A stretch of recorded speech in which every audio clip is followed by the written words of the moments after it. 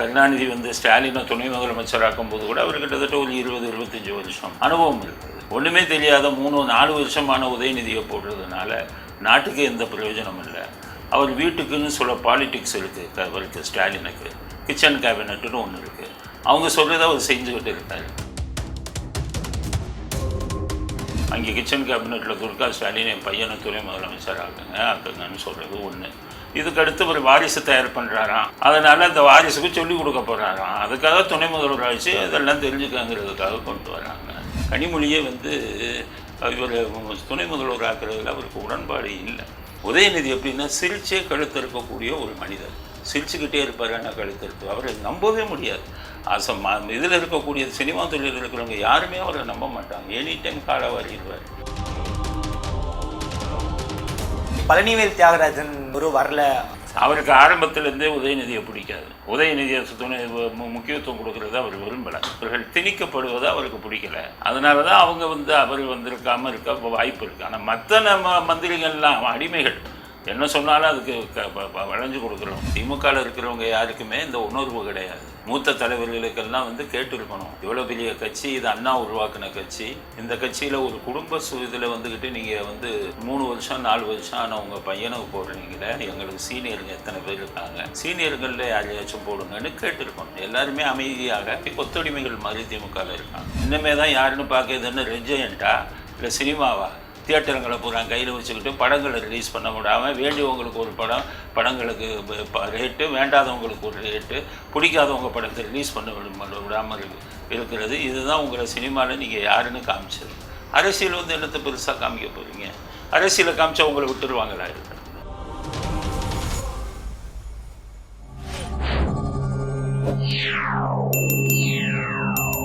வணக்கம் சார். வணக்கம். எப்படி இருக்கீங்க சார்? நல்லா இருக்கு சார். இப்போ உதயநிதி ஸ்டாலின் தமிழ்நாட்டோட டெப்டி சிஎம் ஆகிருக்காரு சார். எம்எல்ஏ ஆகி 4 வருஷத்தில் டெப்டி சிஎம் ஆகிருக்காரு. அதை பற்றி நீங்கள் என்ன சார் நினைக்கிறீங்க? டெப்டி சிஎம் அப்படிங்கிறது சீஃப் மினிஸ்டருடைய ப்ரையாரிட்டி. அதை யார் வேணாலும் நியமிச்சுக்கலாம் அப்படிங்கிறதுனால 4 வருஷம் 3 வருஷங்கிற கணக்கில் திமுகவில் இருக்கிறவங்க யாருக்குமே இந்த உணர்வு கிடையாது. மூத்த தலைவர்களுக்கெல்லாம் கேட்டிருக்கணும். இவ்வளோ பெரிய கட்சி, இது அண்ணா உருவாக்கின கட்சி. இந்த கட்சியில் ஒரு குடும்ப இதில் நீங்கள் 3 வருஷம் 4 வருஷம் ஆனால் உங்கள் பையனுக்கு போடுறீங்களே, எங்களுக்கு சீனியருங்க எத்தனை பேர் இருக்காங்க, சீனியர்களில் யாரையாச்சும் போடுங்கன்னு கேட்டிருக்கணும். எல்லாருமே அமைதியாக அவங்க கட்சி பிரமுகர் ஒருத்தர் சொன்னபடி கொத்தடிமைகள் மாதிரி திமுகவில் இருக்காங்க. கேள்வி கேட்பதற்கு யாரும் தைரியம் இல்லை. அதனால் அவர் துணை முதலமைச்சர் ஆக்குறாரு ஸ்டாலின். சட்டப்படி பார்த்தீங்கன்னா இதுபடி எந்த தடையும் அதுக்கு இல்லை. ஏன்னு கேட்டிங்கன்னா நம்முடைய அரசியல் சட்டத்திலேயே துணை முதலமைச்சர் அப்படிங்கிற ஒரு இதுவே போஸ்ட்டுக்கே இது கிடையாது. ஆனால் சுப்ரீம் கோர்ட்டு சில வழிகாட்டுதலில் சொல்லியிருக்காங்க பண்ணிக்கலாம் அப்படின்னு. அதன் அடிப்படையில் தான் போட்டிருக்காங்க. அதனால் சட்ட ரீதியாக எதுவும் கேட்க முடியாது. ஆனால் தார்மீக ரீதியில் மூத்த அமைச்சர்கள், மூத்தவங்க, நிர்வாகிகள்லாம் இது அனுமதிச்சிருக்கக்கூடாது. ஸ்டாலினுக்கு தங்களுடைய எதிர்ப்பை காட்டியிருக்கணும்.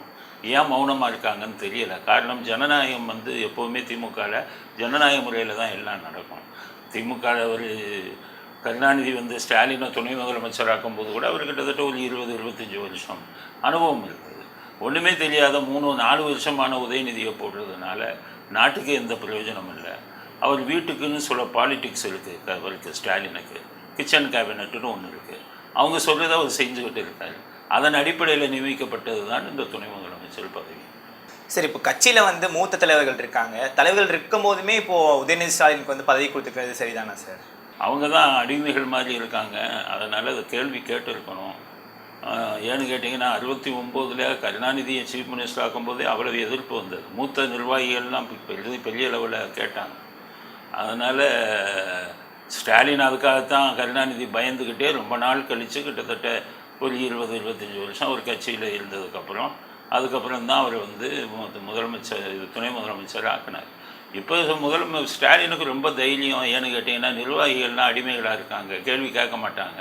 அதுக்காகத்தான் மூத்த அமைச்சர்கள்லாம் கேள்வி கேட்பாங்கன்னு தான் உதயநிதியை வச்ச மூத்த அமைச்சர்களை பதவி விலகணும், புது அமைச்சர்களை போடணும்னு சொன்னதே மூத்த அமைச்சர்களை பயமுறுத்த தான். ஸோ எல்லாரையும் பயமுறுத்தி துணை முதல்வர் ஆக்கியிருக்கிறார் அப்படிங்கிறது தான் அதில் நம்ம தெரிஞ்சுக்கணும். அது அவரே சொல்லியிருப்பார், யங்ஸ்டர்ஸ்க்கு வழி விடுங்க அப்படின்ட்டு சொன்னதா. யங்ஸ்டர்ஸ் வழி விடணும்னா பயமுறுத்துனாங்களே, இப்போ ஏன் வழி விடல யங்ஸ்டர்ஸுக்கு? இப்போ மூத்த அமைச்சர்கள் ஒருத்தர் கூட தூக்கலையே. பயமுறுத்துவதற்காக செய்யப்பட்ட யுக்தி. ஸ்டாலின் பையன்ட்டு சொல்லி நீ இந்த மாதிரி சொல்லு, அப்போ தான் அவங்கெல்லாம் பயப்படுவாங்க, வாய் மூடிட்டு அப்போ தான் சும்மா இருப்பாங்க, உன்னை ஈஸியாக துணை முதல்வர் ஆக்கிடலாம் அப்படிங்கிறத பண்ணியிருக்காங்க. எப்போவுமே திறமையின் அடிப்படையில் தான் ஒரு துணை முதல்வர் ஆக்கணும். இப்போ ஓ பன்னீர்செல்வத்தை ஆக்குனாங்க துணை முதல்வர், இப்போ துணை முதல்வர் ஆக்குனாங்கன்னா ஒரு 2 தடவை 8 இடைக்கால முதலமைச்சரெல்லாம் இருந்தார். ஒரு அனுபவம் இல்லாத இவரை வந்துக்கிட்டு உதயநிதியை போட்டிங்கன்னா என்ன ஆகும்? குட்டிச்சவர் ஆகும். நிர்வாகம் எங்கே எதுனதாக போகுது, அதை பற்றி அவங்க கவலையும் படுறதில்லை. அதனால் நிர்வாகமே நீ குட்டிச்சவர் ஆகிரும் அப்படிங்கிறது தான் நம்ம தெரிஞ்சுக்கிற வேண்டிய விஷயம். திடீர்னு டெப்டி சிஎம்மாக பதவி ஏற்கிறதுக்கு என்ன காரணம் சார்? அதான் கிச்சன் கேபினெட்னு சொன்னேன்ல, அங்கே கிச்சன் கேபினெட்டில் துர்கா ஸ்டாலின் என் பையனை துணை முதலமைச்சர் ஆக்குங்கன்னு சொல்கிறது ஒன்று. இதுக்கடுத்து ஒரு வாரிசு தயார் பண்ணுறாராம், அதனால் அந்த வாரிசுக்கு சொல்லிக் கொடுக்க போகிறாராம். அதுக்காக துணை முதல்வர் ஆச்சு இதெல்லாம் தெரிஞ்சுக்கங்கிறதுக்காக கொண்டு வராங்க அப்படிங்கிறது தான். வேறு ஒன்றும் இதுக்கு இந்த காரணம் இல்லை. இதுதான் ஏன்னு கேட்டிங்கன்னா, இந்திரா காந்தியை இவர் ஆட்சியில் கொண்டு வந்தார். இவர் நேரு இந்திரா காந்தியை அரசியலில் கொண்டு வந்தார். அவங்கெல்லாம் அந்தளவுக்கு நேரு குடும்பம்லாம் அதிகம் படித்தவங்க. அதையே நேரு உடனடியாக கொண்டு வரல. அவங்கள நிறையா ட்ரைனிங் கொடுத்தாரு. பல ஆண்டுகள் அவங்க இருந்தாங்க. இவங்க நேரு இறந்தது வரை அவங்கள மந்திரி ஆக்கலை. நேரு இறந்ததுக்கப்புறம் ஒரு சாதாரண மந்திரி ஆனாங்க. அதுக்கப்புறம் தான் அவங்க பிரதமர் ஆனாங்க. எல்லா இதுலேயுமே இந்த வாரிசு அரசியலுங்கிறது அப்படி தான். தெலுங்கானாவில் கூட வாரிசு அரசியல் இருக்குது. அவர் பொண்ணு வச்சுருக்காங்க. பெரிய பதவி உடனே கொடுக்கல. அவர் ஆட்சியில் இருக்கும்போது கொடுத்துருக்கலாமே. பெரிய பதவி சரத் பவார் கூட அவர் பொண்ணு இருந்தாங்க.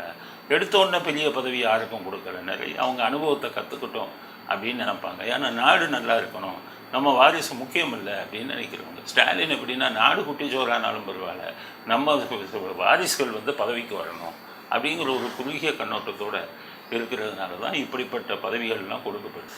இப்போ உதயநிதி பார்த்துட்டிங்கன்னா சார், ஸ்பீச் கொடுக்காம கீழே இறங்கிட்டாருன்ட்டு ஒரு சர்ச்சை பேச்சு இப்போ போயிட்டுருக்கு சார்.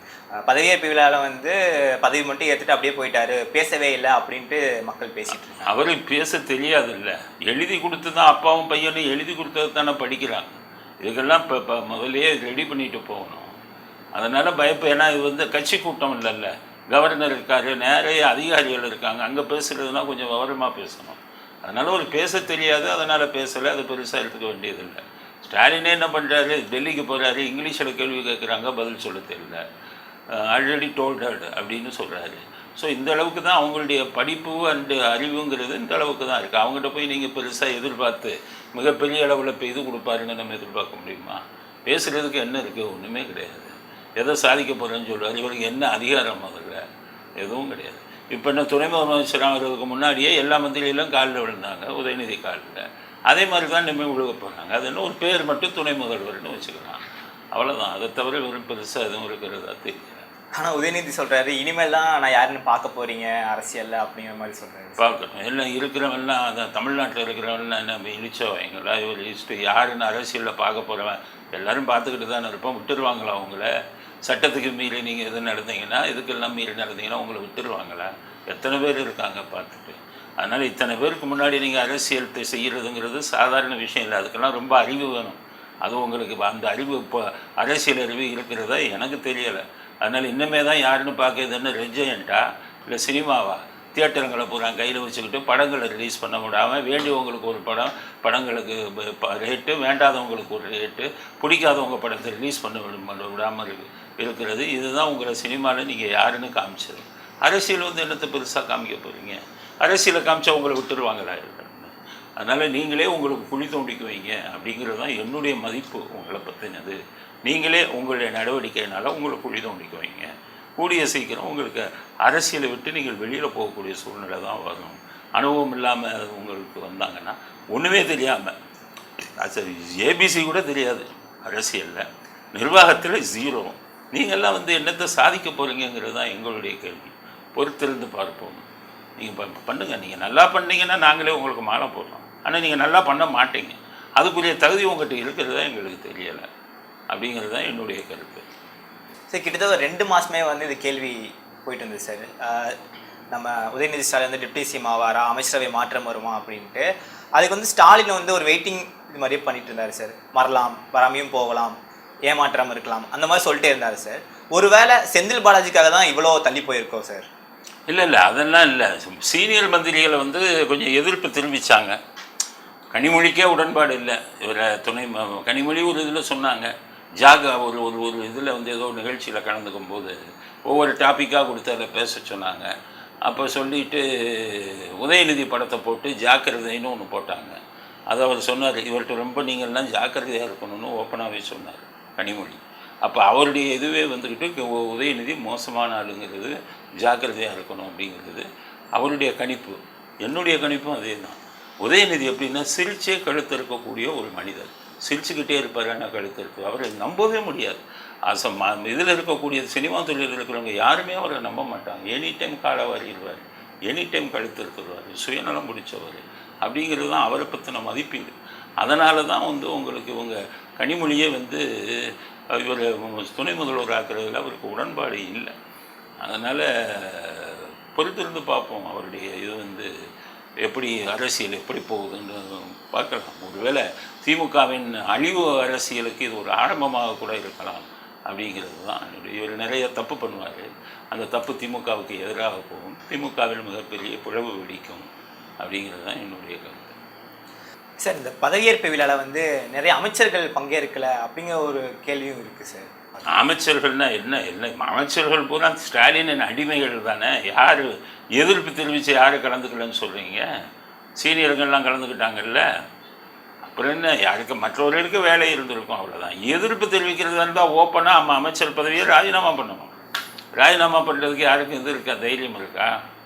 அது இருக்கிறதா தெரியல. எல்லாம் பதவி ஆசைப்படுத்தவர்கள். அதனால தான் உங்களை பற்றி நல்லா தெரிஞ்சுக்கிட்டு சீனியரை பதவி விட்டு தூக்கணும்னு அப்பாவும் பையனும் ஒரு பெரிய பாலிடிக்ஸ் பண்ணாங்க. அதில் பயந்துட்டீங்க. அதனால் இவர்கள் வந்தால் என்ன, வரவிட்டால் என்ன, 32 33 அடிமைகள் ஸ்டாலினு கீழே இருக்காங்க. அவர்கள் பதவிக்காக எதை வேணாலும் செய்வாங்க. ஈவரா சொன்னார்ல, இவங்க இவர்கள்லாம் பதவி போகணும்னா என்ன வேணாலும் பண்ணுவாங்கன்னு ஒரு அசிங்கமான வார்த்தைகளை இவர்களை பார்த்து சொன்னார். இப்போ இதெல்லாம் பார்க்கும்போது ஈவரா அவர்களை பற்றி சொன்னது உண்மைங்கிறது தான் தெரியுது அப்படிங்கிறது தான் என்னுடைய கருத்து. அதே மாதிரி பழனிவேல் தியாகராஜன் ஒரு வரல அப்படின்ட்டு ஒரு கேள்வியும் எடுத்துகிட்டு இருக்காங்க சார். அவருக்கு ஆரம்பத்திலேருந்தே உதயநிதியை பிடிக்காது. உதயநிதியை முக்கியத்துவம் கொடுக்கறத அவர் விரும்பலை. அதனால் ஆரம்பத்திலேருந்து அதனால தான் அவர் உதயநிதியும் சபரீசனும் 2 வருஷத்தில் 30,000 கோடி சம்பாதிச்சுட்டாங்கன்னு சொன்னதுக்கெல்லாம் காரணம் இவர்களின் வருகை அரசியலில் இவர்கள் திணிக்கப்படுவதை அவருக்கு பிடிக்கல. அதனால தான் அவங்க வந்து அவர் வந்திருக்காமல் இருக்க வாய்ப்பு இருக்குது. ஆனால் மற்ற மந்திரிகள்லாம் அடிமைகள், என்ன சொன்னாலும் அதுக்கு வளைஞ்சு கொடுக்குறவங்க. அதனால் அவர்கள் எதிர்ப்பை காட்டுவதற்காக வரவில்லை என்பதை நம்ம ஏற்றுக்கொள்ள முடியாது அப்படிங்கிறது தான் கருத்து. எங்களுக்காக நிறைய விஷயம் ஷேர் பண்ணியிருக்கீங்க சார், ரொம்ப நன்றி. நன்றி.